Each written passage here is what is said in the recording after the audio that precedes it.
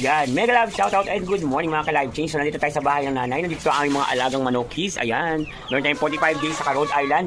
So surprising, meron tayong gagawin. Picking eggs tayo ng Rhode Island ko. So guys, eto siya. Good morning! Ayan guys, so may mga egg ang aking Rhode Island na pwedeng ilagay sa incubator for today's video. Ayan ang aking mga Rhode Island girl. So ayan, may isa, dalawa. Yan, check natin yung kanilang mga egg. Baka mayroon pa sa gilid-gilid. Dahil ito ay i-incubate natin. Yan ang aking mga Rhode Island na ba? Actually, mga bagong ano na to. Ito yung barako. Ito yung mga kababaihan. Ayan. So, ililinisin ko yung kulungan nila ngayon guys. So, naglilinis ako ng kulungan. Wala ka na bang egg dyan?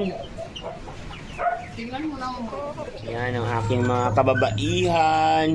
Ay, may lalaki din pala to. Lahat na yan, hindi na. Okay, good. Walang lang itlog sa inyo. Bata pa to eh.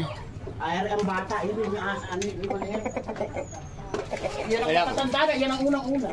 Ito yung mga matatanda na. Kaya, okay, yan. Matatanda na pala sila. Yan. May Rhode Island. Okay? So, dito na kayo. O, ano sa pakakainin ko yan? Wag mo na. Yan. Ito yung mga bagong sibol. Ito, puro babae. May lalaki din. Alang egg pa. Wala pa.